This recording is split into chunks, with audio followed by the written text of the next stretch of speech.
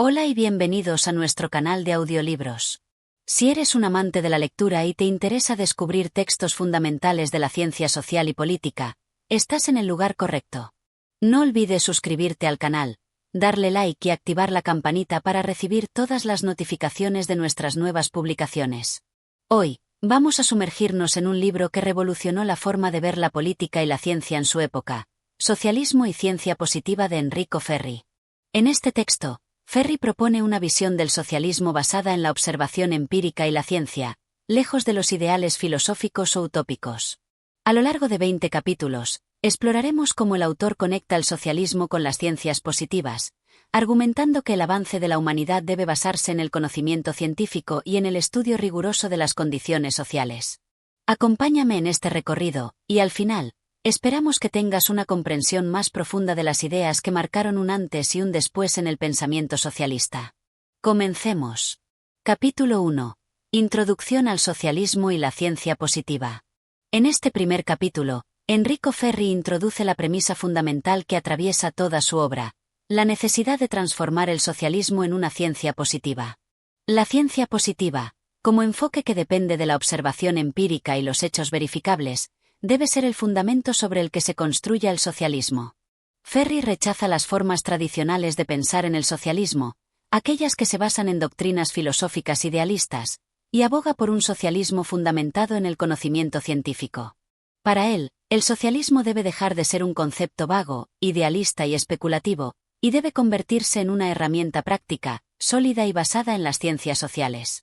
Ferri comienza el capítulo señalando que el socialismo, tal como se ha entendido históricamente, ha estado más ligado a teorías filosóficas y a intuiciones morales que a una verdadera investigación científica de la sociedad. Por tanto, el socialismo, como idea, debe evolucionar hacia un campo de estudio donde la sociología, la economía y otras ciencias sociales desempeñen un papel fundamental. El socialismo no puede depender solo de ideales abstractos o de la fe en la bondad humana, sino que debe basarse en un estudio riguroso de la realidad social.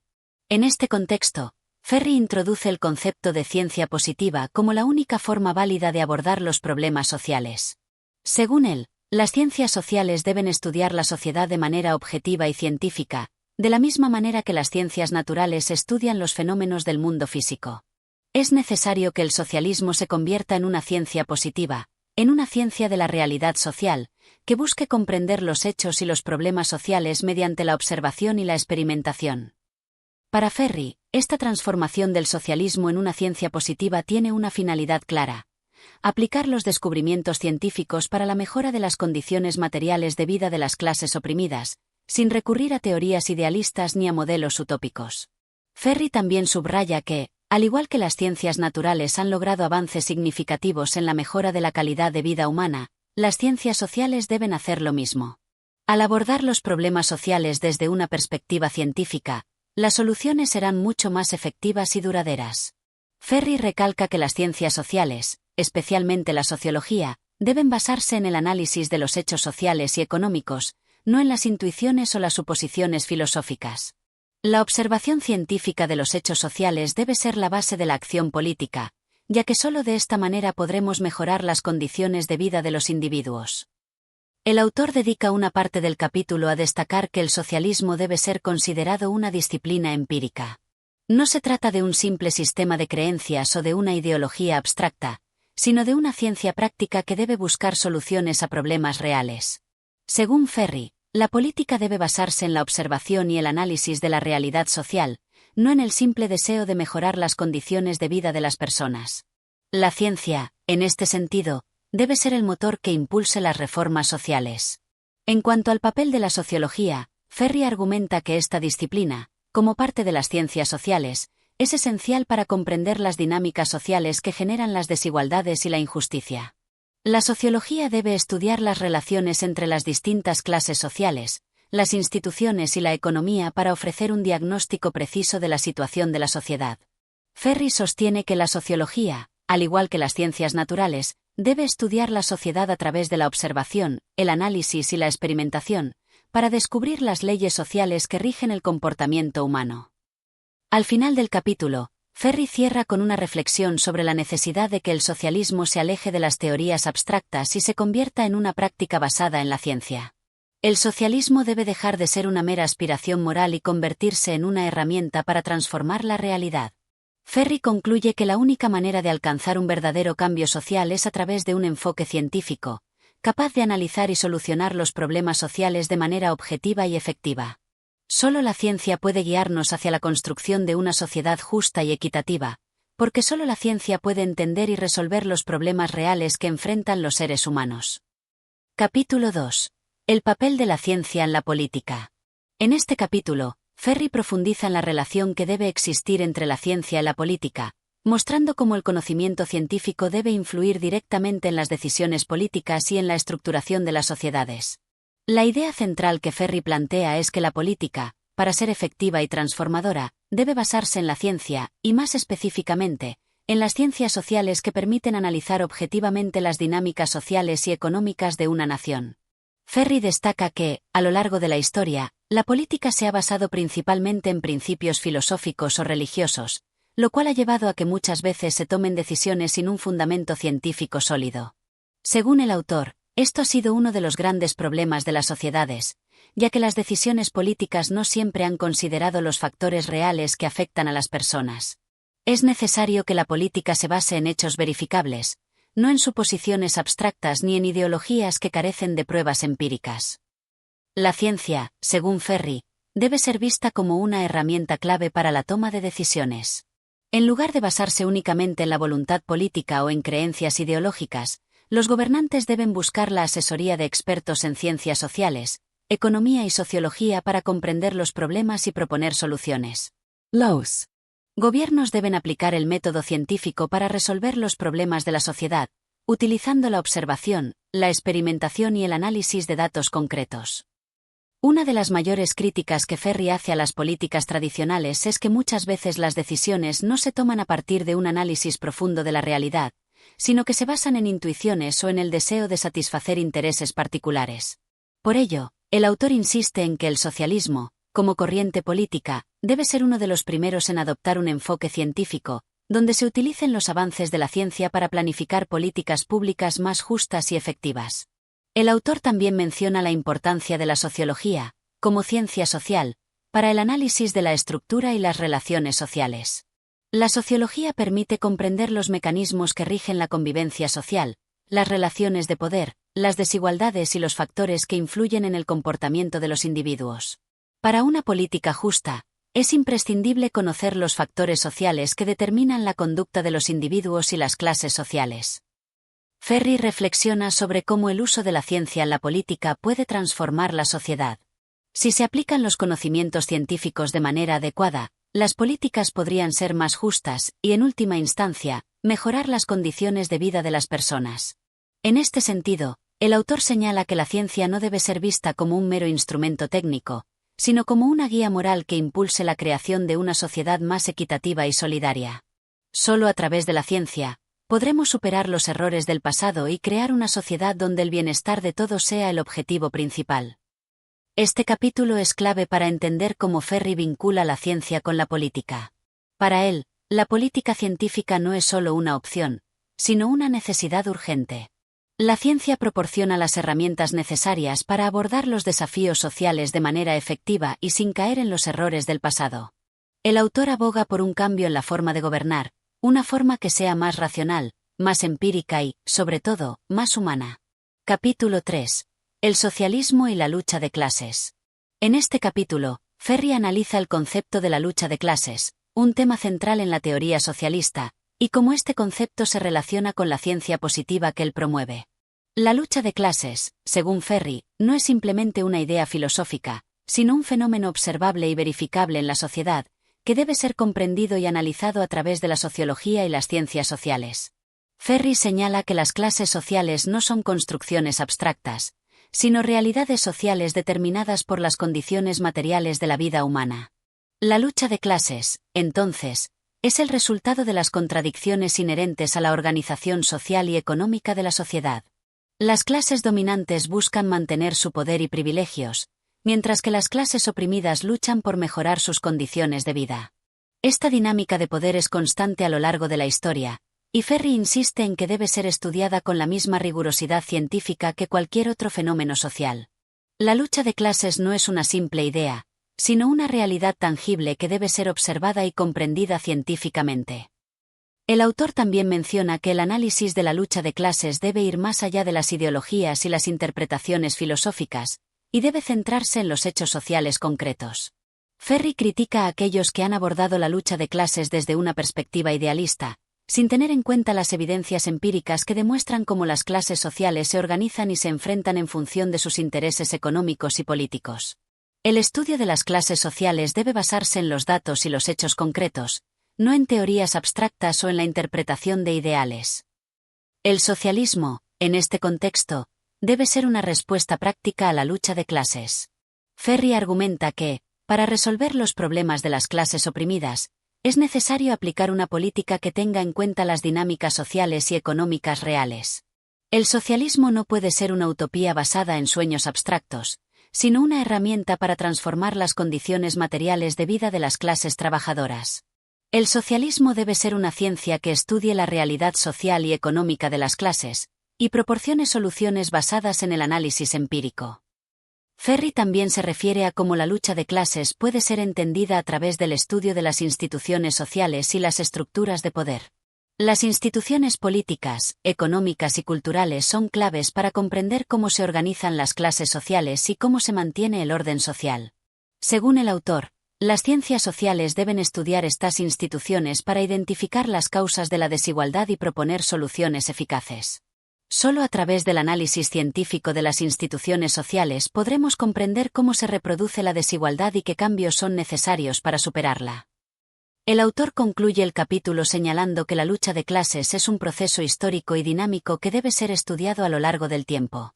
No se trata de un fenómeno estático, sino de un proceso que cambia y se transforma en función de las condiciones materiales y sociales.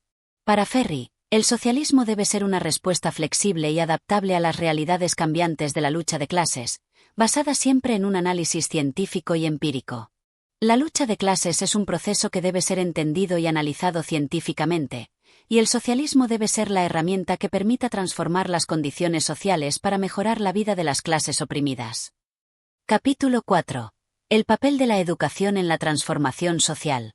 En este capítulo, Ferri examina el papel crucial que juega la educación en la transformación social y en la construcción de una sociedad más justa y equitativa.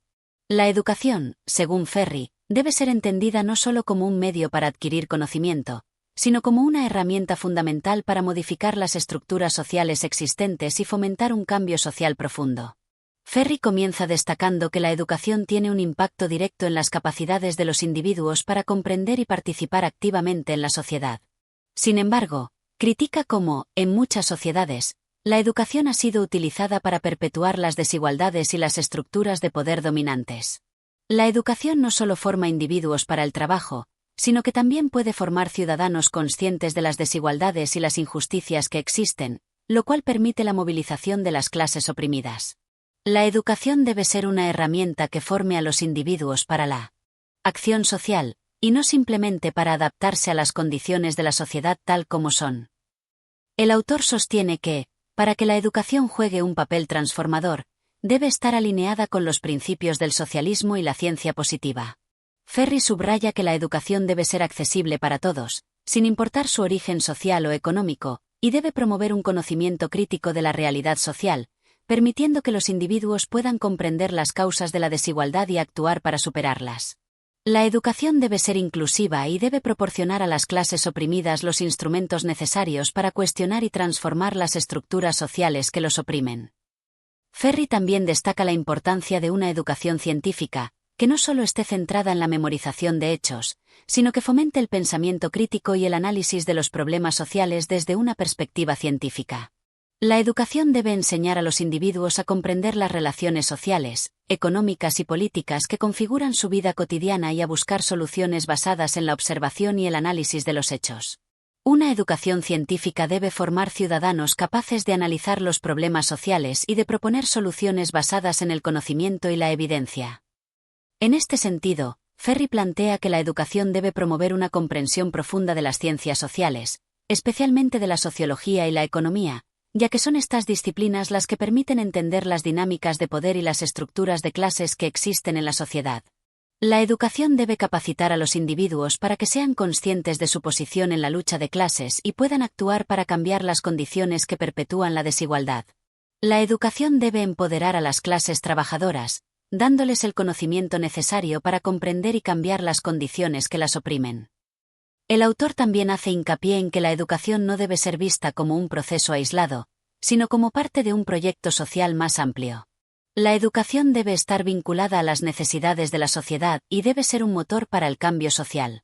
Si la educación se limita a enseñar a los individuos a adaptarse a las condiciones existentes, sin cuestionarlas, estará perpetuando el orden establecido en lugar de transformarlo. La educación debe ser un instrumento de cambio, un medio para cuestionar las injusticias y para proponer nuevas formas de organización social. Ferry concluye el capítulo enfatizando que la educación tiene el potencial de ser el motor de la transformación social, pero solo si se redirige hacia objetivos más justos y científicos. La educación debe servir para liberar a las personas de las cadenas de la ignorancia y la opresión, y para permitirles participar activamente en la construcción de una sociedad más equitativa. Solo una educación dirigida a la liberación de los individuos, basada en el conocimiento científico y en la comprensión de la realidad social, puede transformar verdaderamente la sociedad. Capítulo 5. La ciencia como base del socialismo científico. En este capítulo, Ferry profundiza en la importancia de la ciencia como base fundamental del socialismo, proponiendo que el socialismo debe trascender las interpretaciones idealistas y convertirse en una ciencia aplicada y empírica. Según Ferry, el socialismo no debe ser una utopía basada en ideales abstractos o en la interpretación filosófica de la justicia social, sino una disciplina científica que estudie la sociedad a través de datos, hechos y observaciones concretas. Ferry comienza analizando cómo las corrientes socialistas previas han estado marcadas por una gran carga idealista. Para él, el socialismo de estos movimientos carece de un fundamento científico sólido, ya que, en lugar de estudiar las estructuras sociales de manera objetiva y basada en la evidencia, se basan en principios filosóficos que no están directamente conectados con la realidad social. El socialismo debe dejar de ser una mera ideología para convertirse en una ciencia que estudie los hechos sociales y los problemas reales que enfrenta la humanidad. El autor argumenta que el socialismo debe pasar por una transformación radical, en la cual se base en los descubrimientos de las ciencias sociales. Ferry insiste en que la sociología, la economía y otras disciplinas científicas deben ser las herramientas para entender las dinámicas sociales, como la lucha de clases, la distribución de la riqueza y el poder, y las condiciones de vida de las clases trabajadoras. La ciencia social debe ser el pilar sobre el cual construir un socialismo efectivo y práctico, capaz de transformar la sociedad de manera realista y positiva. Ferry señala que la ciencia, al ser una disciplina basada en la observación y el análisis de los hechos, permite comprender las causas y consecuencias de los problemas sociales. A través de la ciencia, es posible identificar las dinámicas de explotación, las relaciones de poder entre las clases y los factores que mantienen a las clases oprimidas en su situación. Solo a través de una observación rigurosa y científica de los hechos sociales podemos descubrir las leyes que rigen las relaciones entre las clases sociales, y por ende, proponer soluciones eficaces. El autor hace hincapié en que la aplicación de la ciencia al socialismo no solo se refiere a la observación de la sociedad, sino también a la capacidad de utilizar estos conocimientos para actuar de manera práctica y efectiva. Ferry insiste en que el socialismo debe ser una ciencia aplicada que busque cambiar las condiciones materiales de vida de las clases trabajadoras a través de políticas públicas y reformas que estén basadas en los conocimientos científicos adquiridos. El socialismo no debe quedarse en la teoría, sino que debe ser una acción basada en la ciencia, que busque mejorar las condiciones materiales de los individuos. Ferry también discute la importancia de la educación en este proceso. Para que el socialismo científico sea efectivo, es necesario que las clases trabajadoras estén educadas en las ciencias sociales, para que puedan comprender las estructuras de poder y cómo funcionan las dinámicas sociales. La educación, entonces, debe ser un pilar central para la propagación del socialismo científico, ya que es a través de ella que se forman los ciudadanos conscientes de las injusticias sociales y las formas de luchar contra ellas. La educación debe formar individuos que comprendan la importancia de la ciencia social y su capacidad para transformar la sociedad. El autor concluye el capítulo señalando que la ciencia debe ser la base del socialismo del futuro. Solo a través de una aplicación científica de los conocimientos sociales será posible crear un sistema social más justo, equitativo y solidario. Ferry resalta que, Si el socialismo se basa en la ciencia, tiene el potencial de transformar de manera profunda y efectiva las estructuras sociales que perpetúan la desigualdad y la injusticia. El socialismo científico no es solo una aspiración, es una necesidad basada en la ciencia para resolver los problemas reales de la sociedad. Capítulo 6. El determinismo social y la libertad humana. En este capítulo, Ferri aborda el concepto del determinismo social, es decir, la idea de que las estructuras sociales y las condiciones materiales de la vida humana determinan, en gran medida, las acciones y el comportamiento de los individuos. Sin embargo, también reflexiona sobre cómo se puede compaginar este determinismo con la idea de la libertad humana, un concepto clave en las discusiones sobre el socialismo y la organización social.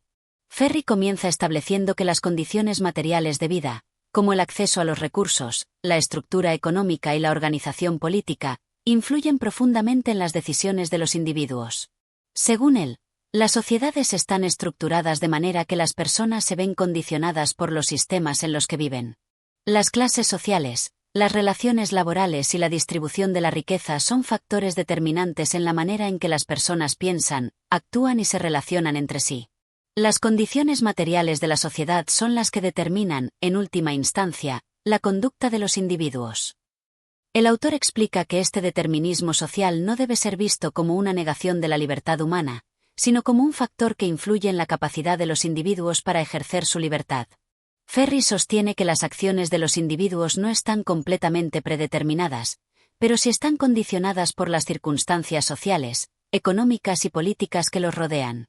La libertad humana, entonces, no es absoluta, sino relativa a las estructuras sociales y las condiciones materiales. La libertad humana no es algo que exista fuera de las condiciones sociales, sino que debe entenderse dentro de los marcos sociales y económicos que la limitan y la posibilitan. Ferri se adentra en una reflexión profunda sobre cómo el determinismo social no debe ser usado para justificar la opresión o la desigualdad.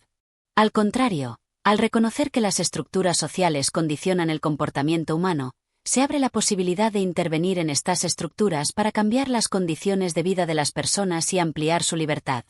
El reconocimiento del determinismo social debe llevarnos a la acción, para transformar las estructuras sociales y ampliar la libertad humana. En este sentido, Ferri vincula el determinismo social con el socialismo científico. La propuesta del socialismo no es negar la libertad humana, sino crear las condiciones para que las personas puedan ejercer su libertad de manera plena, es decir, sin estar condicionadas por las estructuras de explotación y opresión propias del capitalismo. El socialismo, al reorganizar la sociedad de manera más justa y equitativa, permite que los individuos puedan alcanzar una mayor libertad real. El socialismo científico busca crear las condiciones para una verdadera libertad, liberando a los individuos de las restricciones impuestas por el sistema capitalista. El autor también reflexiona sobre la importancia de la educación y la conciencia social en este proceso. La educación juega un papel fundamental en la ampliación de la libertad humana, ya que permite a los individuos comprender las causas de su opresión y actuar para cambiar su situación.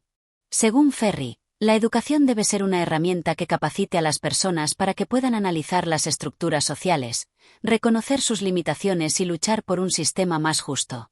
La educación debe ser una forma de empoderamiento, que enseña a los individuos a reconocer las limitaciones impuestas por las estructuras sociales y les proporcione las herramientas para cambiar su realidad. Ferri concluye el capítulo afirmando que la libertad humana no puede existir sin una transformación de las condiciones materiales de la vida. La libertad, tal como la entienden las teorías socialistas, no es simplemente la ausencia de restricciones, sino la capacidad de los individuos para participar activamente en la creación de su destino. Para lograr esto, es necesario cambiar las estructuras sociales que determinan el comportamiento humano y crear un sistema que permita a todas las personas vivir con dignidad y justicia. Solo a través de la transformación social y económica podremos alcanzar una verdadera libertad para todos. Capítulo 7. El papel de la moral en el socialismo científico. En este capítulo, Ferri explora el papel de la moral en el contexto del socialismo científico.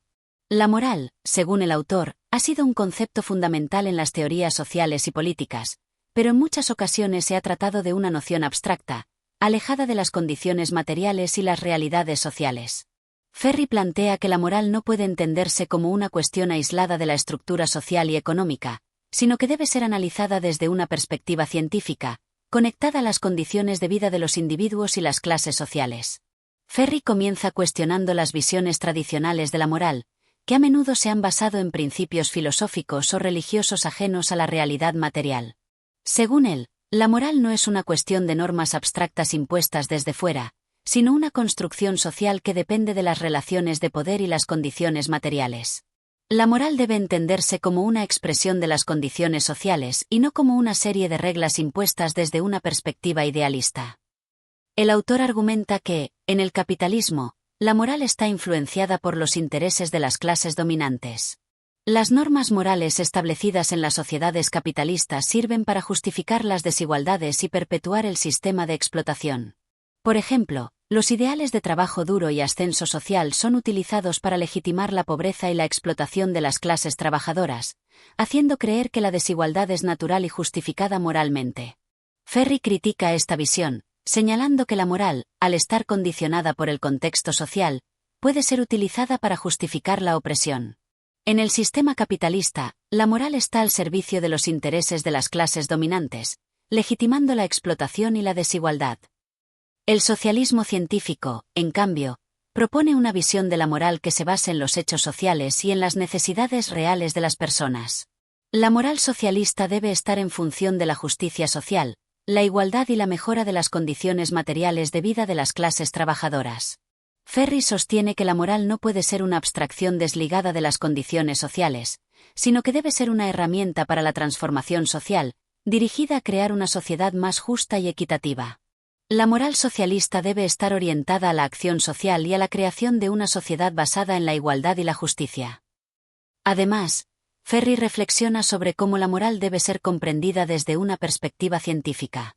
Para el autor, la moral no es un conjunto de principios inmutables, sino que debe ser estudiada como un fenómeno social que cambia y evoluciona según las condiciones históricas y materiales. La moral debe estar basada en el conocimiento de las relaciones sociales y económicas y debe estar orientada a la transformación de esas relaciones para lograr una sociedad más justa. La moral debe ser analizada científicamente, entendiendo cómo las condiciones sociales influyen en las creencias morales y cómo éstas pueden ser transformadas a través de un cambio en las estructuras sociales. El autor también menciona que el socialismo científico no rechaza la moral, sino que la redefine. La moral no debe ser vista como un conjunto de reglas impuestas por una autoridad externa, sino como un instrumento para cambiar las condiciones sociales y mejorar la vida de los individuos. La moral socialista debe promover la cooperación, la solidaridad y la justicia, buscando siempre el bienestar colectivo y el desarrollo de una sociedad donde los individuos puedan vivir con dignidad. La moral socialista es una moral de transformación, orientada a la mejora de las condiciones materiales y sociales de la humanidad. Ferri concluye el capítulo destacando que la moral no puede ser entendida fuera de la estructura social en la que se vive. En lugar de ver la moral como un conjunto de normas abstractas, debe ser vista como un reflejo de las condiciones materiales y sociales que determinan las relaciones humanas. La moral socialista, por tanto, debe estar vinculada a la lucha por una sociedad más justa y equitativa, donde las relaciones de poder sean más igualitarias y las clases oprimidas puedan ejercer su libertad de manera plena. La moral socialista debe ser la moral de la transformación social, orientada a la creación de una sociedad más justa y libre. Capítulo 8. La organización del trabajo y la producción en el socialismo. En este capítulo, Ferri aborda el tema de la organización del trabajo y la producción dentro del marco del socialismo científico. Para el autor, el trabajo y la producción son las bases sobre las cuales se organiza la sociedad, y el modo en que estos procesos se estructuran tiene un impacto directo en las relaciones de poder y en las condiciones de vida de las clases trabajadoras. Ferri sostiene que el socialismo debe transformar profundamente las relaciones laborales y la organización de la producción para asegurar una distribución más justa de la riqueza y una mayor autonomía y bienestar para los trabajadores. Ferri comienza analizando cómo, en las sociedades capitalistas, el trabajo está organizado de manera que favorece a las clases dominantes.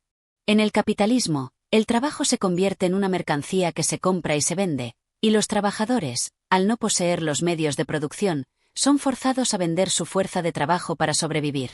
Esta relación de dependencia crea una división entre quienes controlan los medios de producción y quienes dependen de su venta para subsistir, lo que perpetúa las desigualdades sociales. El trabajo en el capitalismo no es libre, sino una mercancía que está al servicio de los intereses de las clases dominantes. El socialismo, en cambio, propone una reorganización radical del trabajo y la producción. Ferry sostiene que, en una sociedad socialista, el trabajo debe dejar de ser una mercancía y convertirse en una actividad liberadora, en la que los trabajadores no solo produzcan bienes y servicios, sino que también participen activamente en la toma de decisiones sobre cómo se organiza el proceso productivo. La propiedad de los medios de producción debe ser colectiva, y la gestión de la producción debe estar bajo el control directo de los trabajadores y la comunidad. En el socialismo, el trabajo debe ser un proceso cooperativo, en el que los trabajadores controlen y gestionen los medios de producción. El autor también se refiere a la necesidad de una planificación centralizada de la producción, que sea capaz de coordinar de manera eficiente los recursos y los esfuerzos de la sociedad para satisfacer las necesidades humanas. Ferry argumenta que el mercado, en el capitalismo, está dirigido por intereses privados que no siempre coinciden con las necesidades colectivas, y que la competencia y la anarquía del mercado producen ineficiencias y desigualdades. En cambio, una economía socialista debe planificar la producción y distribución de bienes y servicios de manera racional y orientada a los intereses del pueblo. El socialismo debe superar la anarquía del mercado y organizar la producción de manera planificada, para asegurar que los recursos sean utilizados de manera eficiente y en beneficio de todos. Ferry también enfatiza la importancia de la tecnología en la organización del trabajo. En una sociedad socialista, el progreso tecnológico debe ser utilizado para mejorar las condiciones de vida de los trabajadores y para liberar a la humanidad de las tareas más duras y repetitivas. El avance de la tecnología debe estar al servicio de la liberación humana, y no debe ser utilizado para aumentar las ganancias de los capitalistas. La tecnología debe ser un instrumento para la liberación del trabajo, no para aumentar la explotación. El capítulo también se centra en la transformación de las relaciones laborales. En el capitalismo, la relación entre empleador y empleado es esencialmente una relación de poder, donde el capitalista domina al trabajador. El socialismo, sin embargo, debe eliminar estas jerarquías y promover una relación de igualdad y cooperación entre los trabajadores. Esto implica que los trabajadores no solo deben participar en la gestión de las fábricas y empresas, sino que también deben tener voz en la toma de decisiones políticas y sociales. La democracia socialista no debe limitarse a la esfera política, sino que debe extenderse a la organización del trabajo y la producción. Ferry concluye el capítulo destacando que la reorganización del trabajo y la producción es esencial para la creación de una sociedad socialista. Una organización del trabajo basada en la cooperación, el control democrático de los trabajadores y la planificación centralizada de la producción permitirá crear una sociedad más justa, equitativa y productiva. Solo a través de una reorganización radical del trabajo y la producción podremos superar las desigualdades y la explotación del capitalismo, y construir una sociedad socialista donde el bienestar de todos sea la prioridad. Capítulo 9. La lucha de clases y el socialismo. En este capítulo, Ferry profundiza en el concepto de la lucha de clases, un elemento central en la teoría socialista. El autor sostiene que la historia de la humanidad es, en última instancia, la historia de la lucha de clases, es decir, de las tensiones y conflictos entre diferentes grupos sociales con intereses contrapuestos. Ferry subraya que, en las sociedades capitalistas, la lucha de clases se expresa principalmente entre los propietarios de los medios de producción, es decir, la burguesía, y los trabajadores, es decir, el proletariado, que no poseen los medios de producción y dependen de su trabajo para sobrevivir. Ferry comienza analizando cómo la lucha de clases es una constante en todas las sociedades, independientemente de su forma de organización. En las sociedades precapitalistas, la lucha se expresaba de manera diferente, a través de enfrentamientos entre esclavos y amos, o entre siervos y señores feudales.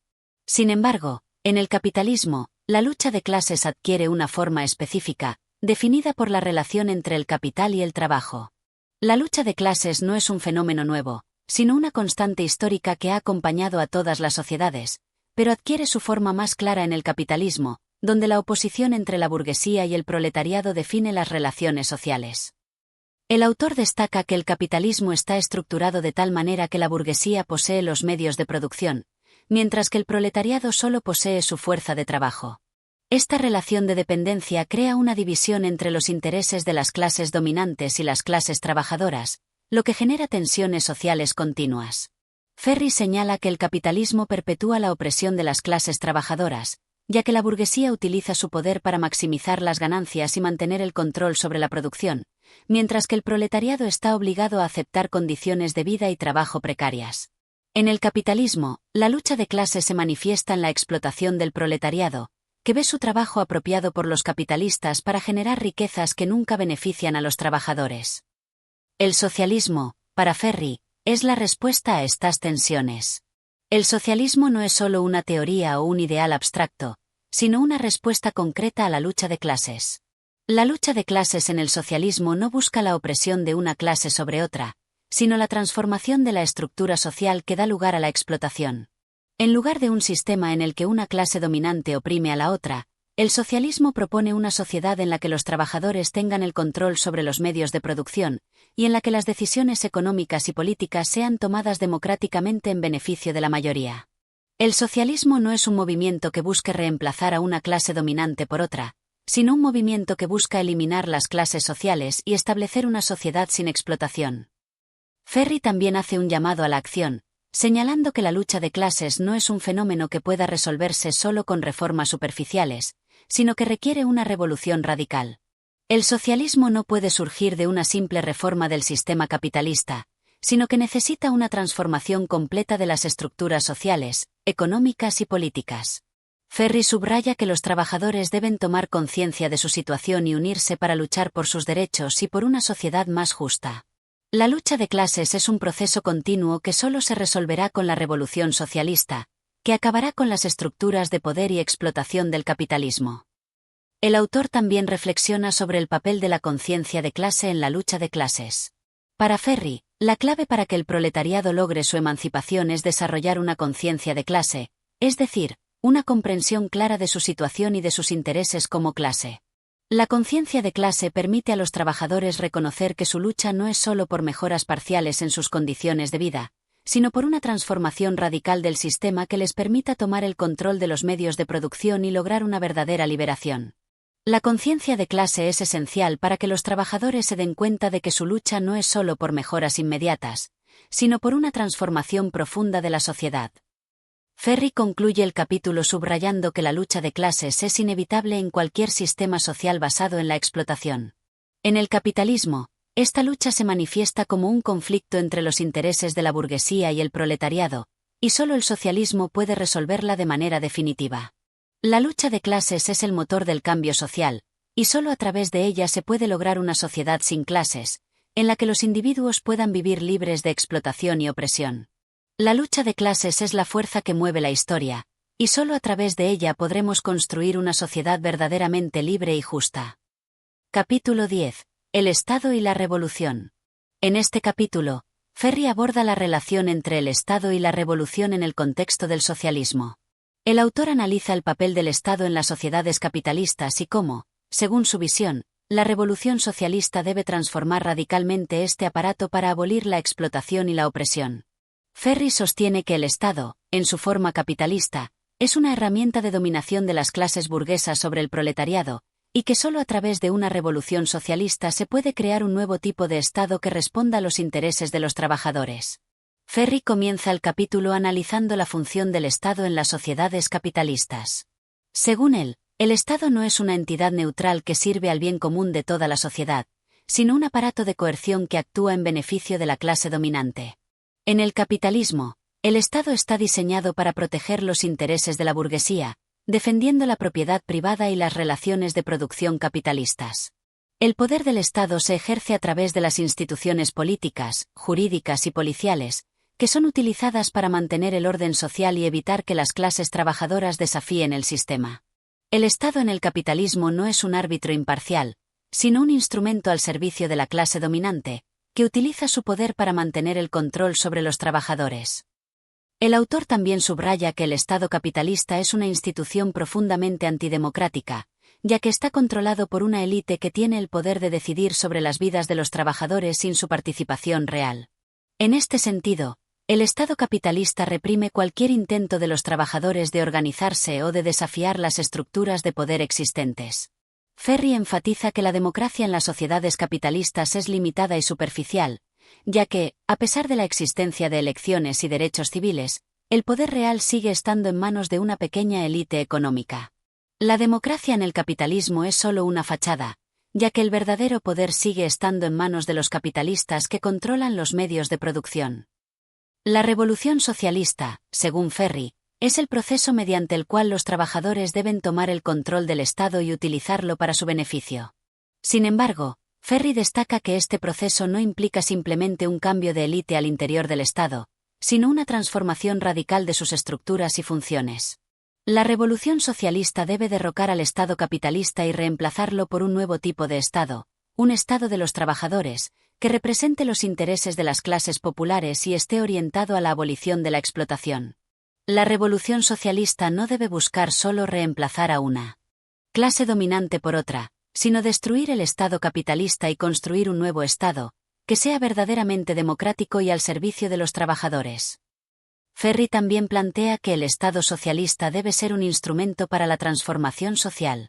En lugar de ser un aparato de coerción que defiende el orden capitalista, el nuevo Estado debe promover la educación, la justicia social y la organización del trabajo.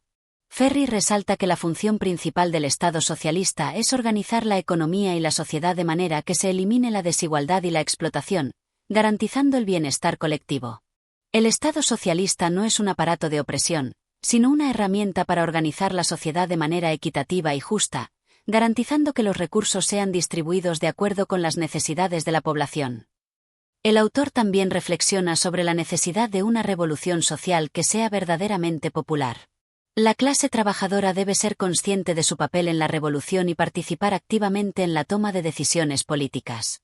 Ferri destaca que la revolución socialista debe ser un proceso de concienciación y movilización de las masas, en el que los trabajadores se conviertan en sujetos activos del cambio social. La revolución socialista solo será exitosa si los trabajadores se organizan y luchan como clase, tomando en sus manos el destino de la sociedad. Ferri concluye el capítulo enfatizando que la transformación del Estado es esencial para la revolución socialista. No se trata de una mera reforma o de un cambio en los individuos que ocupan los cargos de poder, sino de una transformación estructural profunda que permita la abolición de las clases sociales y la creación de una sociedad más justa y libre. El Estado, en el socialismo, debe ser una herramienta para la emancipación de la humanidad, no un instrumento de opresión. Solo destruyendo el Estado capitalista y creando un nuevo Estado socialista podremos alcanzar una sociedad sin clases y sin explotación. Capítulo 11. La educación y la conciencia proletaria. En este capítulo, Ferri aborda el papel fundamental que desempeña la educación en la creación de una conciencia proletaria y en la construcción de una sociedad socialista. Para el autor, la educación no solo debe ser vista como un proceso de transmisión de conocimientos, sino como una herramienta clave para transformar las relaciones sociales y políticas. La educación es un medio para desarrollar la conciencia de clase entre los trabajadores y prepararlos para la revolución social. Ferri comienza analizando cómo, en las sociedades capitalistas, la educación está organizada de tal manera que refuerza las estructuras de poder y perpetúa las desigualdades sociales. El sistema educativo capitalista está diseñado para producir individuos que se adapten a las exigencias del mercado laboral y que acepten las normas y valores del sistema capitalista. En lugar de fomentar una verdadera autonomía crítica, la educación bajo el capitalismo busca moldear a los estudiantes para que se conviertan en trabajadores productivos y sumisos, sin cuestionar las relaciones de poder existentes. La educación en el capitalismo no tiene como objetivo formar ciudadanos libres y críticos, sino individuos que acepten el orden social existente y se adapten a las necesidades del mercado. El autor subraya que, bajo el capitalismo, la educación está marcada por la desigualdad. Mientras que los hijos de las clases altas tienen acceso a una educación de calidad que les permite acceder a los puestos de poder y control, los hijos de las clases trabajadoras reciben una educación inferior, que no les proporciona las herramientas necesarias para cuestionar el sistema ni para mejorar sus condiciones de vida. Esta división educativa refuerza las divisiones de clase y perpetúa las desigualdades sociales. El sistema educativo capitalista reproduce las desigualdades sociales, ya que los hijos de los trabajadores son condenados a una educación que los mantiene en su posición de subordinación. Ferri sostiene que, en un sistema socialista, la educación debe ser transformada radicalmente. En lugar de ser un instrumento de reproducción de las desigualdades sociales, la educación debe convertirse en una herramienta para la liberación. La educación socialista debe formar a los individuos en la comprensión crítica de las estructuras sociales y económicas, y prepararlos para participar activamente en la transformación de la sociedad. La conciencia proletaria, en este sentido, debe ser fomentada a través de la educación, para que los trabajadores sean capaces de reconocer su posición en el sistema capitalista y se movilicen para cambiarlo. La educación socialista debe ser un medio para desarrollar la conciencia de clase de los trabajadores, para que comprendan su explotación y se organicen para luchar por su liberación. El autor también destaca la importancia de la educación en la formación de una nueva moral socialista. En lugar de enseñar a los individuos a someterse a las autoridades y a aceptar la desigualdad como algo natural, la educación socialista debe promover los valores de la igualdad, la solidaridad y la cooperación. Ferri señala que, para crear una sociedad socialista, es fundamental cambiar las formas de pensamiento y las actitudes de los individuos, lo que solo se puede lograr a través de una educación que fomente una visión crítica de la realidad social. La educación socialista debe formar individuos con una nueva moral, basada en los principios de igualdad, solidaridad y justicia. Además, Ferri plantea que la educación debe ser accesible para todos, sin importar su origen social o económico. La educación en una sociedad socialista debe ser universal, gratuita y de calidad, asegurando que todos los individuos tengan la oportunidad de desarrollar su potencial y participar plenamente en la vida social y política. La educación debe ser un derecho para todos, no un privilegio para unos pocos. La educación debe ser un derecho universal, accesible a todos sin distinción, para que cada individuo pueda contribuir al desarrollo de la sociedad y participar en su transformación. Ferri concluye el capítulo destacando que la educación es una de las principales herramientas para la construcción de una sociedad socialista. Solo a través de una educación que forme a los trabajadores en la conciencia de clase y en los valores de la igualdad y la justicia social será posible crear una sociedad libre de explotación y opresión. La educación socialista es la base sobre la cual se construirá una nueva sociedad, una sociedad sin clases, en la que todos los individuos puedan vivir con dignidad y justicia. Capítulo 12. El socialismo y la economía planificada. En este capítulo, Ferri examina el concepto de economía planificada y su importancia en la construcción de una sociedad socialista. Para el autor, una economía socialista no puede funcionar bajo los principios del mercado libre ni depender de las leyes de oferta y demanda que rigen en el capitalismo. En lugar de ser impulsada por el beneficio privado, la economía socialista debe ser organizada de manera racional, con el objetivo de satisfacer las necesidades humanas y eliminar las desigualdades sociales. Ferri comienza analizando cómo la economía capitalista está organizada en torno al lucro, lo que lleva a la acumulación de riqueza en manos de unos pocos, mientras que la mayoría de la población vive en condiciones de pobreza o precariedad. La competencia, que es un motor central en el capitalismo, genera ineficiencias y desigualdades, ya que los recursos no se distribuyen según las necesidades de la población, sino según los intereses de los propietarios de los medios de producción. El sistema de precios y la ley de oferta y demanda no reflejan las necesidades sociales, sino las condiciones de mercado que favorecen a los capitalistas. El capitalismo está guiado por la búsqueda del beneficio, lo que produce una distribución desigual de los recursos y perpetúa la explotación de los trabajadores. El socialismo, según Ferri, propone una economía planificada como solución a estas ineficiencias. En una economía socialista, la producción y distribución de bienes y servicios deben ser coordinadas y orientadas por una planificación centralizada, que tenga en cuenta las necesidades de la población en su conjunto y no los intereses particulares de los capitalistas. La planificación socialista debe garantizar que los recursos se utilicen de manera eficiente para mejorar las condiciones de vida de todos los ciudadanos y para promover el bienestar colectivo. La economía socialista debe ser planificada de manera que los recursos sean distribuidos equitativamente, satisfaciendo las necesidades de todos y no los intereses privados. Ferri destaca que la planificación centralizada no implica la imposición de una burocracia autoritaria, sino que debe ser el resultado de un proceso democrático en el que los trabajadores y la comunidad participen activamente. La planificación debe ser transparente, flexible y orientada a la mejora de la calidad de vida de las personas, no a la maximización del beneficio económico. En este sentido, la economía socialista no se basa en la competencia, sino en la cooperación y en la solidaridad entre los individuos y los diferentes sectores de la sociedad. La planificación debe ser democrática y participativa, de manera que los trabajadores y la comunidad tengan un papel activo en la toma de decisiones económicas. El autor también analiza los beneficios de una economía socialista planificada en términos de justicia social. En el capitalismo, las crisis económicas son inevitables y conducen a recesiones, desempleo y sufrimiento para las clases trabajadoras.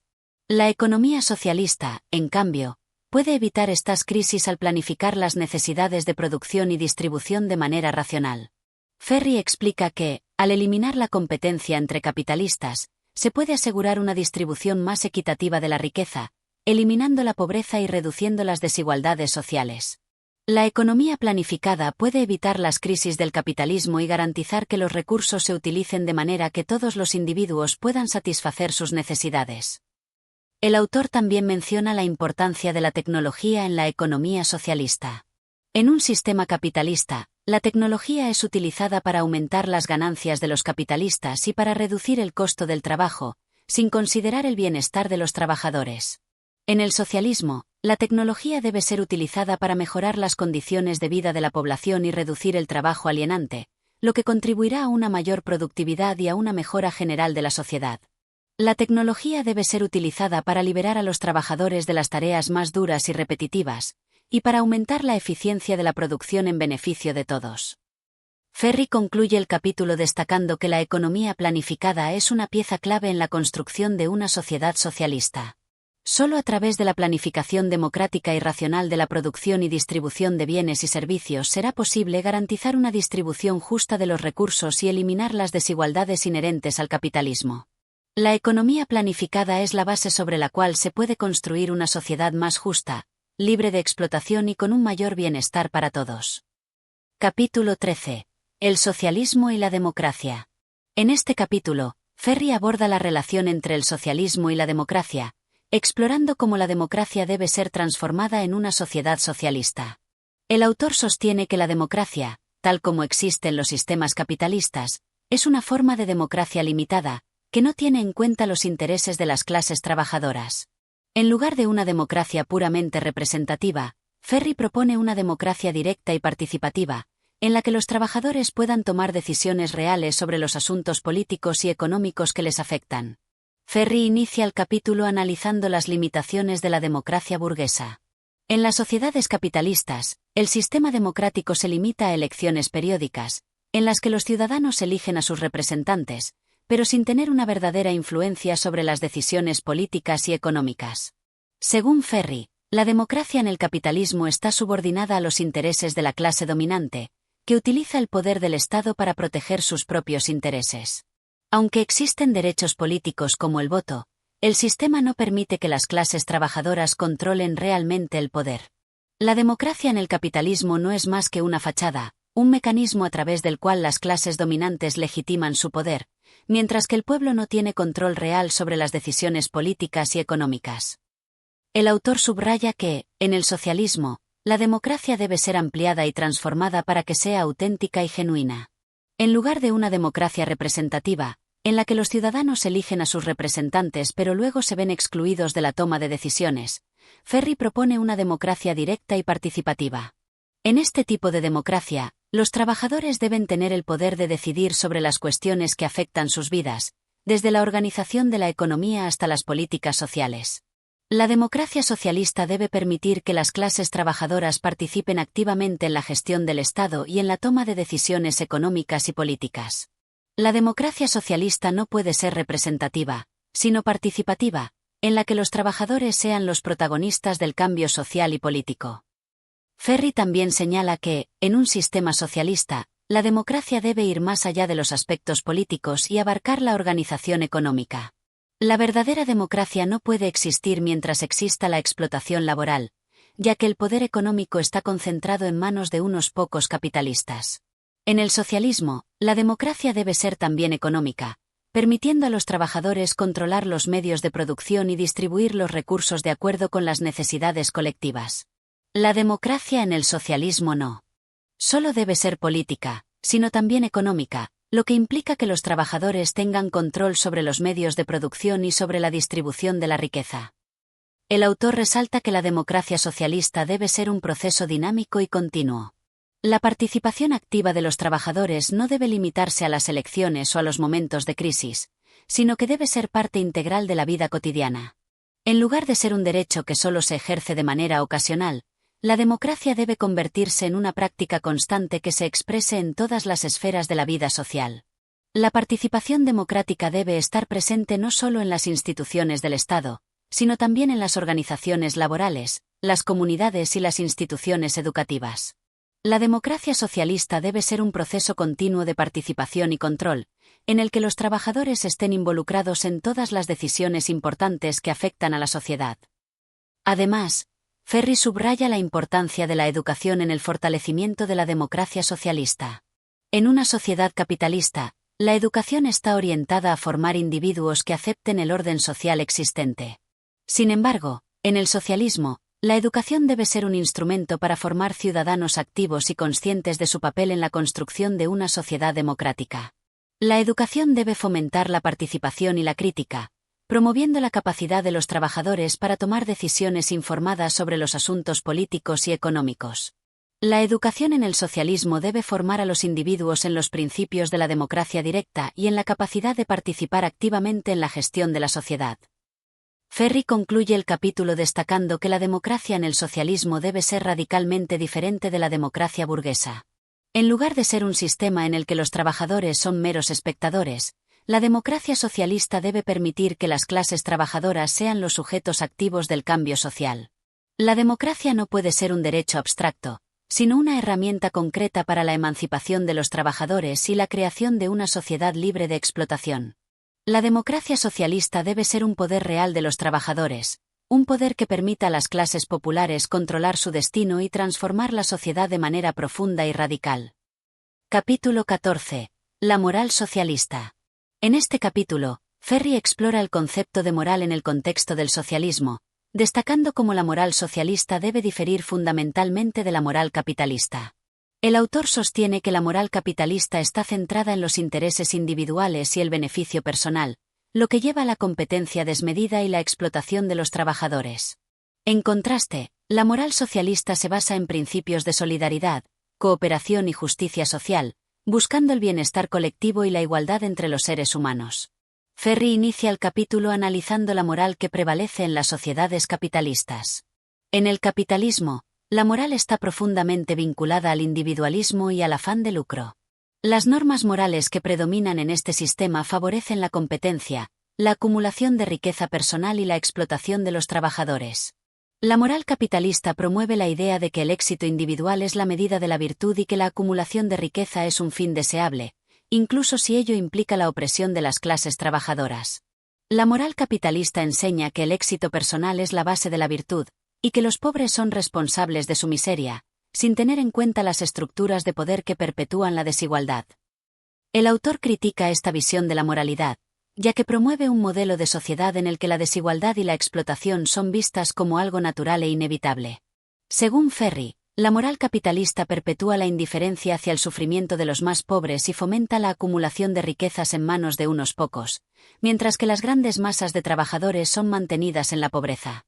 Ferry subraya que esta moral está lejos de ser una moral justa, ya que contribuye a la perpetuación de un sistema de explotación y opresión.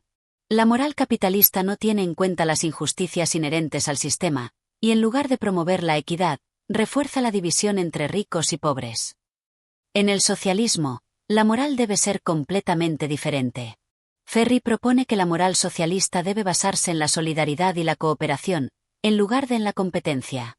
La moral socialista entiende que la verdadera virtud radica en la búsqueda del bienestar colectivo, en la promoción de la igualdad y en la creación de una sociedad donde todos los individuos tengan acceso a las mismas oportunidades. Ferry argumenta que, en una sociedad socialista, la moral debe centrarse en la eliminación de las desigualdades sociales y la creación de una comunidad en la que los intereses de todos los miembros sean respetados y promovidos.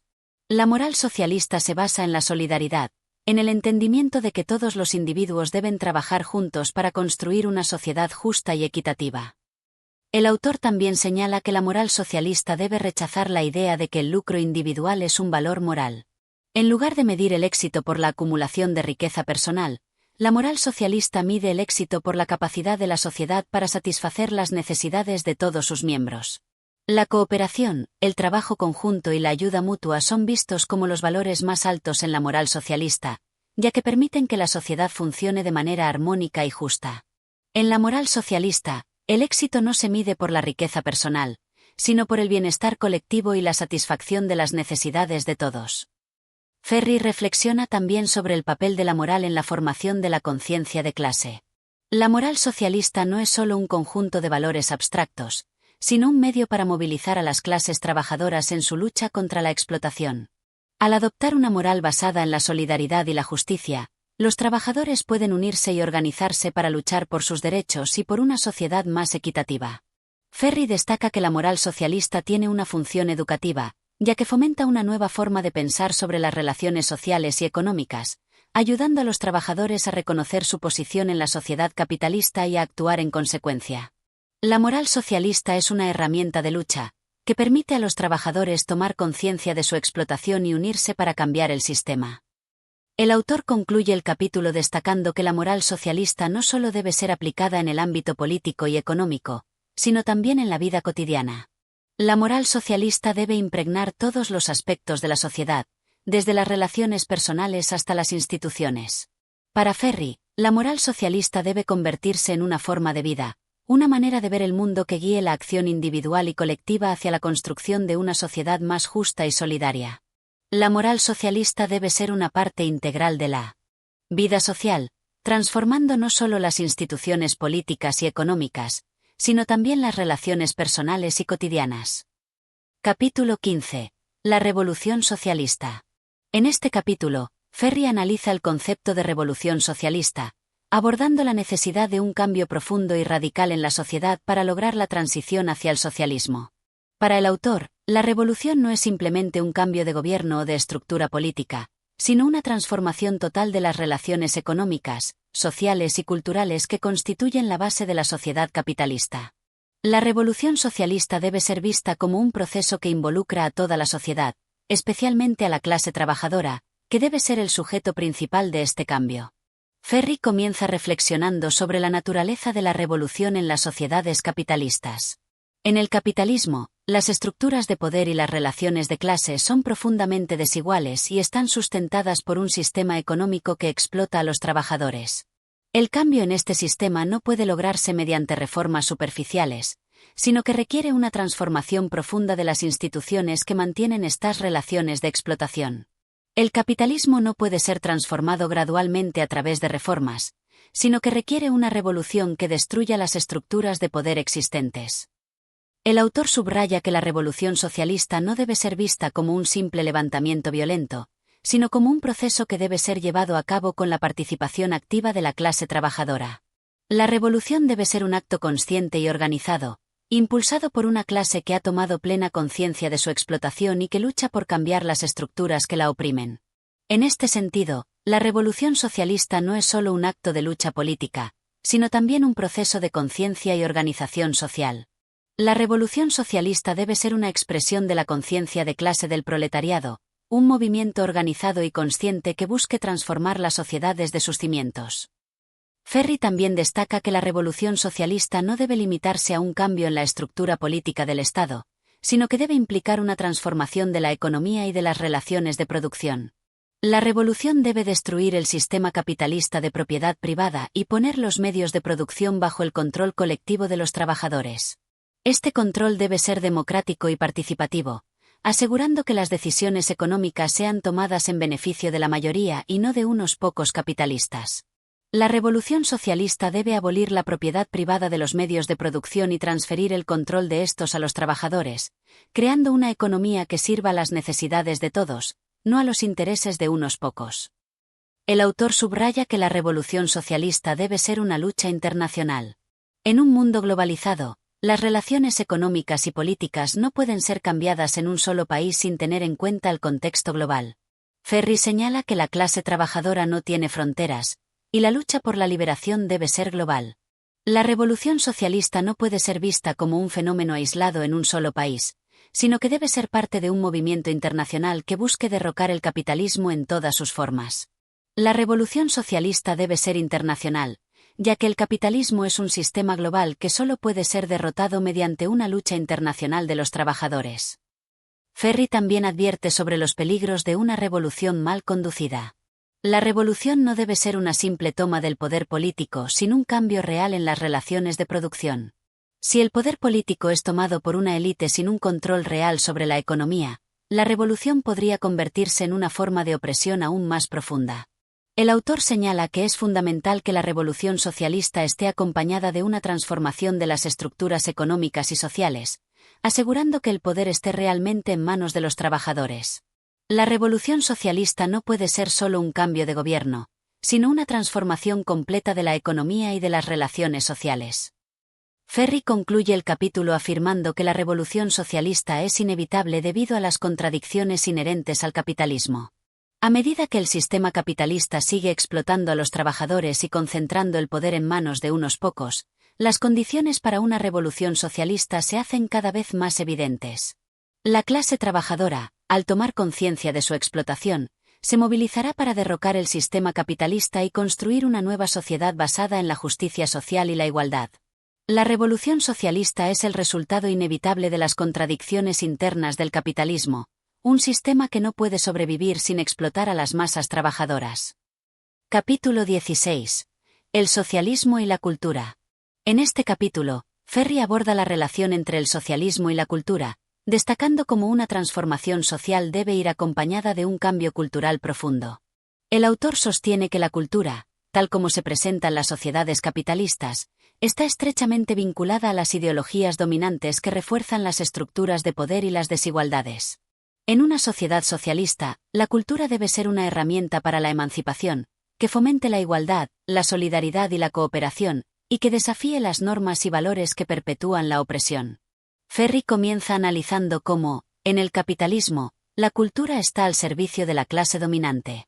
La industria cultural, los medios de comunicación, la educación y las artes están controlados en su mayoría por las élites económicas, quienes utilizan estos instrumentos para difundir ideologías que justifican el sistema capitalista. A través de la cultura, se refuerzan los valores del individualismo, el consumismo y la competitividad, que son fundamentales para la perpetuación del orden social capitalista. La cultura en el capitalismo no es un medio para la liberación, sino un mecanismo que refuerza el poder de las clases dominantes y perpetúa las desigualdades. El autor destaca que la cultura en una sociedad socialista debe ser radicalmente diferente. En lugar de ser utilizada para mantener el statu quo, la cultura debe ser una herramienta para transformar la sociedad. La cultura socialista debe promover valores de cooperación, solidaridad y justicia social, y debe estar al servicio de los intereses de la clase trabajadora. Ferri explica que la cultura en una sociedad socialista debe ser accesible para todos y debe fomentar la participación activa de la población en la creación y distribución de la cultura. La cultura socialista debe ser un medio para la liberación, que promueva valores de igualdad, cooperación y solidaridad, y que permita a todos los individuos participar en su creación. Ferri también señala que, en el socialismo, la educación debe jugar un papel central en la transformación cultural. En una sociedad capitalista, la educación está diseñada para formar individuos que se adapten a las exigencias del mercado laboral, sin cuestionar las estructuras de poder que existen en la sociedad. En el socialismo, la educación debe ser un proceso de formación integral que fomente la conciencia crítica y el pensamiento independiente. La educación debe enseñar a los individuos a cuestionar el orden social existente y a luchar por una sociedad más justa. La educación en el socialismo debe ser un medio para fomentar la conciencia crítica y la participación activa en la transformación de la sociedad. Ferri también aborda el papel de las artes en una sociedad socialista. En el capitalismo, las artes suelen ser consideradas como una mercancía más, cuyo valor está determinado por su capacidad para generar ganancias. En una sociedad socialista, las artes deben ser vistas como una forma de expresión colectiva, que refleje los intereses y las luchas de la clase trabajadora. Las artes deben ser un vehículo para transmitir los valores de la revolución y para promover la solidaridad y la cooperación entre los pueblos. Las artes en el socialismo no deben ser un producto de consumo, sino una forma de expresión colectiva que promueva los ideales de la lucha socialista. El autor concluye el capítulo enfatizando que la cultura socialista no es solo un cambio en los contenidos culturales, sino un cambio profundo en las formas en que se producen, distribuyen y consumen la cultura. La cultura debe ser desmercantilizada y puesta al servicio de los intereses de la clase trabajadora, con el objetivo de promover una mayor igualdad y justicia social.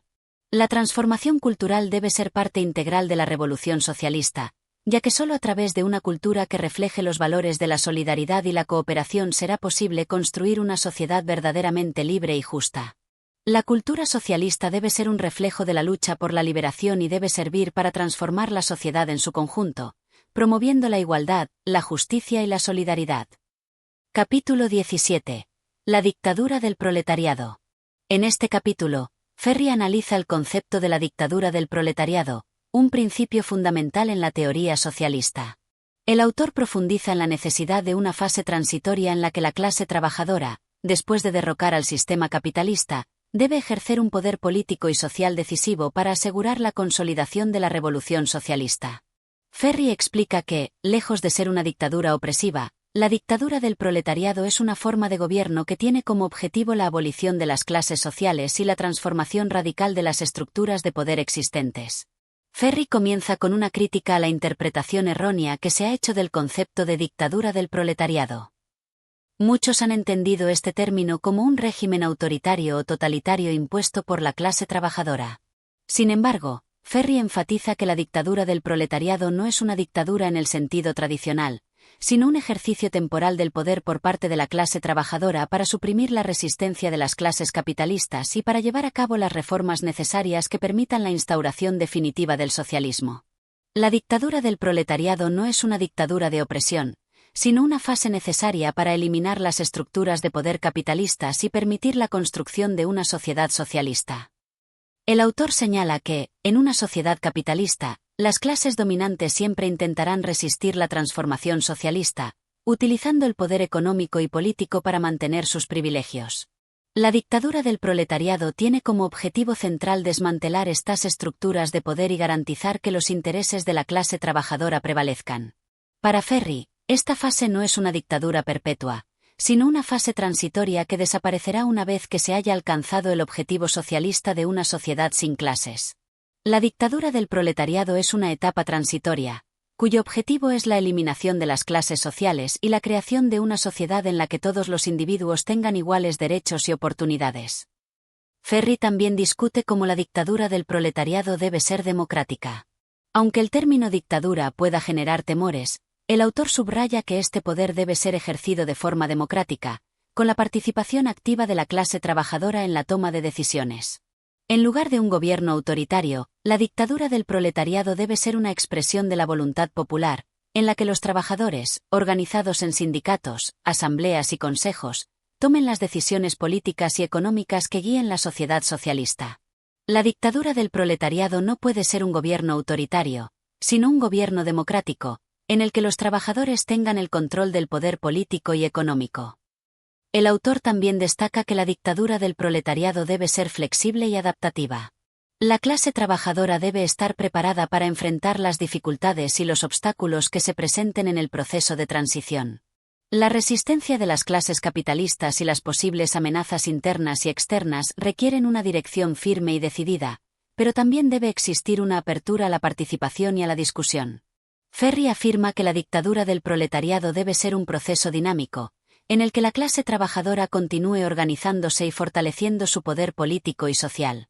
La dictadura del proletariado debe ser una forma de poder político flexible, que se adapte a las circunstancias cambiantes de la lucha revolucionaria. Ferri concluye el capítulo subrayando que la dictadura del proletariado no es una solución definitiva, sino una etapa necesaria para lograr la abolición del sistema capitalista y la construcción de una sociedad socialista.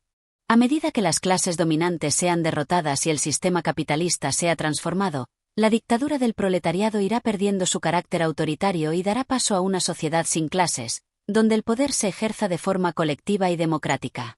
La dictadura del proletariado es una fase transitoria, cuyo objetivo es crear las condiciones para una sociedad socialista sin clases, donde no exista la opresión ni la explotación. Capítulo 18. El socialismo y la economía. En este capítulo, Ferri explora cómo debe estructurarse la economía en una sociedad socialista, abordando las diferencias fundamentales entre el sistema económico capitalista y el socialista. Para el autor, la economía socialista debe basarse en la propiedad colectiva de los medios de producción, la planificación centralizada y la satisfacción de las necesidades humanas, en lugar de estar orientada a la acumulación de capital y al lucro individual. Ferri subraya que una economía socialista no solo implica un cambio en las relaciones de propiedad, sino también una transformación en la forma en que la producción, la distribución y el consumo de bienes y servicios son organizados. Ferri comienza con una crítica al sistema económico capitalista, señalando que la economía en este sistema está regida por la ley del valor y la competencia, lo que lleva a la explotación de los trabajadores y a la concentración de la riqueza en manos de unos pocos. El capitalismo no se orienta hacia el bienestar social, sino hacia la maximización de beneficios para los capitalistas. En un sistema capitalista, la producción se organiza en función de la rentabilidad, sin tener en cuenta las necesidades de la población. En el capitalismo, la economía está orientada hacia la acumulación de capital, no hacia la satisfacción de las necesidades humanas. La producción está dictada por la búsqueda del beneficio, lo que lleva a la explotación y la desigualdad. El autor señala que, en contraste, la economía socialista debe estar orientada hacia la satisfacción de las necesidades humanas, no hacia el lucro. En lugar de ser un sistema de competencia y anarquía, la economía socialista debe ser planificada de forma centralizada y democrática, con el objetivo de distribuir los recursos de manera equitativa y satisfacer las necesidades de todos los miembros de la sociedad. La propiedad de los medios de producción debe ser colectiva, de modo que los trabajadores tengan control sobre los recursos y los procesos productivos. En el socialismo, la economía debe estar organizada para satisfacer las necesidades humanas, no para generar beneficios para unos pocos. La propiedad de los medios de producción debe ser colectiva, y la planificación económica debe ser democrática. Ferri también destaca que la planificación económica en una sociedad socialista debe ser racional y científica. En lugar de la anarquía de la competencia y la producción descoordinada que caracteriza al capitalismo, la planificación socialista debe permitir una distribución eficiente de los recursos, teniendo en cuenta las necesidades de la población, el uso sostenible de los recursos naturales y el bienestar general. La planificación debe ser democrática, participativa y basada en el conocimiento científico, para garantizar que se satisfagan las necesidades materiales de la sociedad de la mejor manera posible. La planificación socialista debe ser racional y científica, basada en el conocimiento y en la participación democrática de los trabajadores. La producción debe ser organizada de forma que beneficie a toda la sociedad. El autor también subraya que la economía socialista debe ser profundamente transformadora. No se trata solo de cambiar la propiedad de los medios de producción, sino de modificar las relaciones sociales que existen en torno al trabajo y la producción.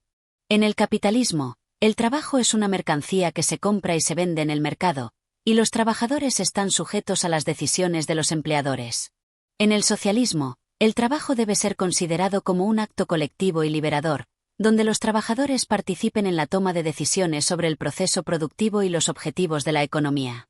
El trabajo en el socialismo no es una mercancía, sino un acto colectivo y liberador.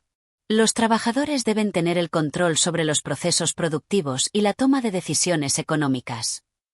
Ferri concluye el capítulo resaltando que la economía socialista debe ser una economía de abundancia, en la que los recursos estén distribuidos equitativamente entre todos los miembros de la sociedad.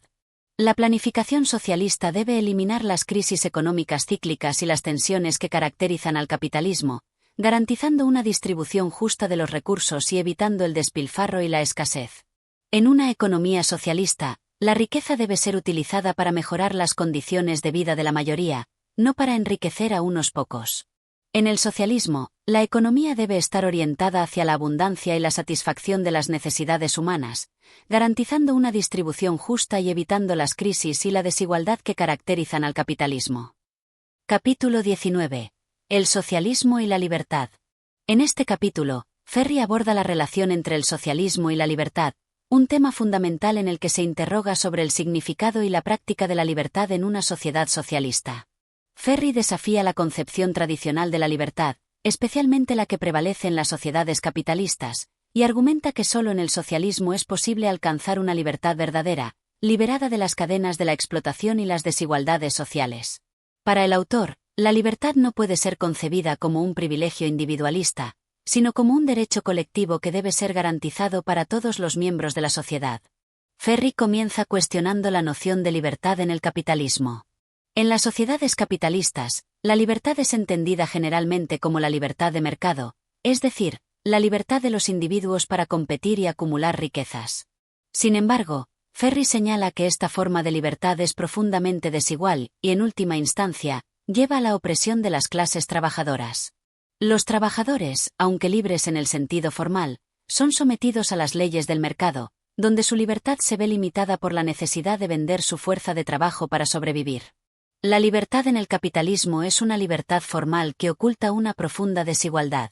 La verdadera libertad solo puede existir cuando las relaciones de explotación son eliminadas. El autor explica que, en una sociedad socialista, la libertad debe ser entendida de manera diferente. La verdadera libertad, según Ferry, solo es posible cuando las estructuras sociales y económicas que perpetúan la desigualdad y la explotación han sido abolidas. En el socialismo, la libertad no es un derecho exclusivo de unos pocos, sino un derecho colectivo que garantiza que todos los individuos puedan desarrollar su potencial y vivir en condiciones de igualdad. La libertad en una sociedad socialista debe estar basada en la cooperación, la solidaridad y la justicia social, y no en la competencia individual. La verdadera libertad no puede existir en una sociedad dividida por clases. Solo en el socialismo, donde la propiedad y el poder están distribuidos de manera equitativa, los individuos pueden ser verdaderamente libres. Ferry también subraya que la libertad en el socialismo está ligada a la transformación de las relaciones sociales y económicas. En una sociedad capitalista, la libertad de los individuos está limitada por su posición en el sistema de producción, donde las clases dominantes tienen el poder de determinar las condiciones de vida de los demás. En una sociedad socialista, la libertad debe estar vinculada al control colectivo de los medios de producción y la toma de decisiones económicas y políticas. Los trabajadores deben ser los principales agentes de su propia liberación, participando activamente en la organización y gestión de la. La libertad socialista no es la libertad de un individuo para actuar sin restricciones, sino la libertad colectiva que surge de la igualdad y el control democrático de los recursos y el poder. Ferry también destaca que, para lograr la libertad en el socialismo, es necesario superar las formas tradicionales de poder y autoridad que existen en las sociedades capitalistas. En el capitalismo, el poder está concentrado en las manos de unos pocos, que utilizan su posición para dominar y controlar a las masas. En el socialismo, el poder debe ser ejercido de manera democrática y participativa, garantizando que todos los ciudadanos tengan la oportunidad de influir en las decisiones que afectan sus vidas. La verdadera libertad solo puede existir cuando el poder es descentralizado y cuando las personas tienen control sobre las instituciones que las gobiernan. La libertad socialista implica la democratización del poder, donde todos los individuos tienen la capacidad de influir en las decisiones políticas y económicas. Finalmente, Ferry señala que la libertad en el socialismo no es solo una cuestión de derechos civiles o políticos, sino también de acceso a los recursos materiales necesarios para una vida digna. En el capitalismo, la libertad de muchos está restringida por la pobreza y la falta de acceso a los bienes esenciales. En el socialismo, la libertad debe incluir la garantía de una vida sin pobreza, sin explotación y sin discriminación. Solo cuando todos los miembros de la sociedad tengan acceso a la educación, la salud, el trabajo y la vivienda, podrán disfrutar de una verdadera libertad. La libertad en el socialismo es inseparable de la justicia social, la igualdad material y el bienestar colectivo. Capítulo 20. El futuro del socialismo.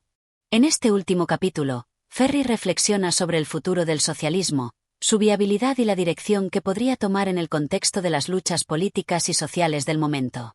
A lo largo de la obra, el autor ha desglosado los fundamentos teóricos y prácticos del socialismo, y en este capítulo final aborda su visión del futuro de la humanidad bajo la influencia de los ideales socialistas.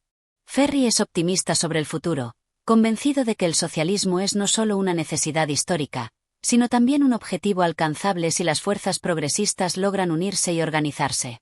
Ferry comienza este capítulo reafirmando la idea de que el socialismo no es una utopía, sino una necesidad histórica que surgirá como resultado de la contradicción inherente al sistema capitalista. A pesar de las resistencias de las clases dominantes, el autor cree que las crisis económicas recurrentes, las desigualdades y las luchas de los trabajadores acabarán por deslegitimar el capitalismo y abrir el camino para una revolución social. Ferry no ve el socialismo como una solución inmediata, sino como un proceso gradual que requerirá la movilización continua de la clase trabajadora y la cooperación internacional. El futuro del socialismo no está garantizado, pero es inevitable debido a las contradicciones profundas del capitalismo, que no podrá sostenerse mucho más tiempo. El autor también discute la importancia de la conciencia socialista en la construcción de una sociedad nueva. La transición hacia el socialismo dependerá en gran medida de la educación política de las masas, que deben ser capaces de comprender las estructuras de poder y de identificar sus propios intereses en oposición a las clases capitalistas. Para Ferri, una revolución socialista exitosa no es solo una cuestión de cambiar las relaciones de poder, sino también de transformar la conciencia colectiva de la humanidad, liberando a las personas de la ideología dominante que ha justificado el sistema capitalista. La conciencia socialista será clave para el futuro del socialismo. Las masas deben entender su situación y organizarse para cambiar las estructuras de poder. Ferri también subraya que el futuro del socialismo no debe limitarse a una revolución nacional aislada. El socialismo, según el autor, debe ser un movimiento internacional, ya que las estructuras del capitalismo son globales y las luchas de los trabajadores deben ser coordinadas a nivel mundial. La cooperación internacional será esencial para evitar que el capitalismo utilice su poder global para reprimir los avances socialistas en una nación determinada. El socialismo debe ser una lucha internacional, ya que el capitalismo es un sistema global que no puede ser derrotado de manera aislada. El autor no se limita a la crítica del capitalismo, sino que también presenta su visión de lo que sería una sociedad socialista exitosa. En el futuro socialista, la propiedad de los medios de producción será colectiva, la planificación económica será democrática y participativa, y la organización social se basará en principios de igualdad, solidaridad y cooperación. Ferri imagina una sociedad donde los trabajadores tengan control sobre su destino, y donde la explotación, la opresión y la desigualdad sean erradicadas. En el socialismo, la sociedad estará organizada para el bienestar colectivo, donde los recursos se distribuyan equitativamente y todos tengan acceso a los bienes necesarios para una vida digna. Finalmente, Ferri concluye el capítulo, y con ello su obra, con un llamado a la acción. El futuro del socialismo depende de la lucha constante de las fuerzas progresistas y de la unidad de la clase trabajadora. El autor hace un llamamiento a la organización y a la movilización, afirmando que solo mediante una acción colectiva y decidida será posible alcanzar el objetivo socialista. El futuro del socialismo está en nuestras manos. Solo con una lucha organizada y con una conciencia colectiva será posible transformar el mundo y construir una sociedad verdaderamente libre y justa. Y así llegamos al final de este viaje a través de Socialismo y Ciencias Positiva de Enrico Ferri. A lo largo de estos capítulos, hemos explorado un análisis profundo sobre el socialismo, sus fundamentos y su visión transformadora del mundo. Cada palabra y cada idea nos invita a reflexionar sobre las estructuras de poder, la libertad y el futuro de nuestra sociedad. Si has disfrutado de este contenido y crees que las ideas expuestas en este libro merecen ser compartidas, no olvides darle like a este audiolibro, suscribirte al canal y activar la campanita de notificaciones para no perderte ninguna de nuestras futuras narraciones. Tu apoyo es fundamental para que podamos seguir trayéndote más contenido relevante y de calidad. Si te ha parecido interesante lo que has escuchado, comparte este audiolibro con tus amigos y familiares, para que más personas puedan acceder a estas ideas que invitan al cambio. Recuerda, tu opinión y tus comentarios siempre son bienvenidos, y nos motivan a seguir creando más contenido. Gracias por acompañarnos en este recorrido. Hasta la próxima, y que sigas disfrutando del fascinante mundo de los libros.